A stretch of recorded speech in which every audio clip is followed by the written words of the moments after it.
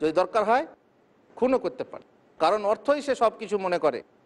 আর সেই সময় সে ছেঁড়া কাঁথায় শুয়ে থাকে আর লক্ষ টাকার স্বপ্ন দেখে। ছেঁড়া কাঁথায় ঘুম দিচ্ছে, অথচ টাকা স্বপ্ন দেখছে, বড় বড় বাড়ি, বড় বড় গাড়ি। তার মনের ভিতরে যেহেতু টাকা টাকা টাকা টাকা টাকা টাকা করছে, আর এই টাকার ফলে তার ভিতরে কাটা কাটা কাটা কাটা, তার ভিতরে সুখ নেই, শান্তি নেই। এপাশ ওপাশ করছে আর টাকা, এপাশ করছে টাকা। মানুষের মধ্যে অতিরিক্ত লোভ হলে এই হলো সমস্যা।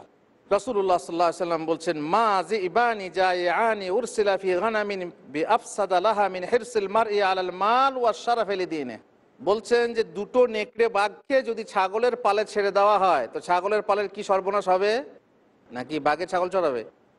বাঘে ছাগল চড়াবে, একটা পর একটা ধরে ধরে খাবে। বলছি যত ক্ষতি করবে দুটো বাঘে ছাগলের পালে, তার থেকে বেশি ক্ষতি করবে মানুষের মাঝে দুটো লোভ। সেটা হচ্ছে কি? ধনের লোভ আর যশের লোভ। ধনের লোভ আর খ্যাতির লোভ। মানুষের সম্মান হোক, তার পদ হোক, তার খ্যাতি হোক, তার যশ হোক, তার না সুনাম হোক, মানুষের ভেতরে লোভ থাকে, তাই না? নেতৃত্বের লোভ, ইমামতির লোভ, তারপরে গ্রাম যদি নাও মানে তাও মোড়লি করতে চায়, এর ভেতরে একটা মোড়লির লোভ। এই লোভ খুব ক্ষতিকর। মানুষের মাঝে এলে সে অনেক পাপে লিপ্ত হয়ে পড়ে। আর ধনলোভ, ধনের লোভও তাই। ধনের লোভ যদি মানুষের মাঝে আসে তাহলে মানুষকে বরবাদ করে ছাড়ে।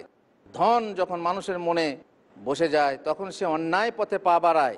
এই জন্য রাসূলুল্লাহ সাল্লাল্লাহু আলাইহি ওয়াসাল্লাম বলছেন, ওই দুটো নেকড়ে বাঘ যেমন ছাগলের পালে ক্ষতি করবে, তার থেকে বেশি ক্ষতি করবে মানুষের মাঝে ধনলোভ ও যশলোভ। সুতরাং ধনলোভ নিশ্চয়ই ভালো নয় এবং তা খারাপ জিনিস। রাসূলুল্লাহ সাল্লাল্লাহু আলাইহি ওয়াসাল্লাম আরও বলছেন, ইন্নাল্লাহা কাল ইন্না আনজালনাল মালা লিইকামিস সালাহ। আল্লাহ বলছেন, মাল কি জন্য দিয়েছি আপনাকে? দুনিয়ার বুকে মাল অবতীর্ণ কি জন্য হয়েছে? মাল কেন দেওয়া হয়েছে? বলছেন লিইকামিস সালাহ, নামাজ কায়েম করার জন্য। হায় হায়, নামাজ কায়েম করার জন্য মাল দেওয়া হয়েছে। আপনি দুনিয়াতে খেতে পাচ্ছেন কেন? যাতে আপনি তা খেয়ে আল্লাহর ইবাদত করতে পারেন। নামাজ পড়ার জন্য। ওয়া ইতাইজ যাকাত, যাকাত দেওয়ার জন্য। মাল কামান, তাতে যাকাত দেবেন। যাদের অক্ষম মানুষ, বিধবা, যাদের কামাবার উপার্জন করার কেউ নেই, তাদেরকে আপনি দান করবেন, ভালো জিনিস। মাল এই জন্য দেওয়া হয়েছে। ওয়ালাউ কানা লি ইবনে আদম ওয়াদিন, আর যদি কোনো আদম সন্তানকে এক ওয়াদি পরিমাণ, এক উপত্যকা পরিমাণ মাল দেওয়া হয়, তবুও মানবের প্রকৃতি এই যে সেলাহাব্বা ইয়াকুন আলা হুসানিন, তার জন্য আরেকটা উপত্যকা হোক। এক উপত্যকা হয়েছে, আরেকটা উপত্যকা চায়। 99 হয়েছে কি করে 100 হয়, 999 হয়েছে কি করে 1000 হয়।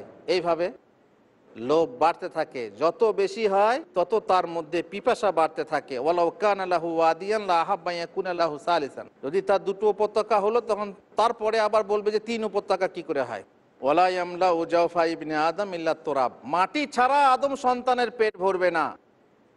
মাটি দিলে তবে ভরবে, মাটির অভাব নেই, তাই না? তো মাটি দিলে তবে তার পেট ভরবে, তাছাড়া কোনো মাল ধন তার পেট ভরাতে পারবে না। সুম্মা ইয়াতুবুল্লাহু আলা মান তাব, আর আল্লাহ তার তওবা কবুল করেন যে আল্লাহর কাছে তওবা করে। যে আল্লাহর কাছে তওবা করে হালাল পথে রুজি উপার্জন করে, আল্লাহ তাআলা তার তওবা কবুল করেন। বুঝতেই পাচ্ছেন যে মালের লোভ মানুষের মাঝে কত বড় ক্ষতিকর। রাসূলুল্লাহ সাল্লাল্লাহু আলাইহি ওয়াসাল্লাম আরও বলেছেন, ইন্না হাযাল মালা খাদিরুন হুলু, এই যে মাল দেখছো, এ মাল হচ্ছে সবুজ শ্যামল, হ্যালু মিষ্টি। নিশ্চয়ই মিষ্টি এবং সবুজ। সবুজ শ্যামল কেন বলা হলো? সবুজ শ্যামল ফসল দেখলে তৃণভোজী প্রাণীর কত লোভ হয়। আহা, বেঁধে রাখলেও আপনাকে টেনে নিয়ে গিয়ে ফসলে নামায়। শস্য শ্যামল, সেখানে গিয়ে ছুটে যেতে চায় মন।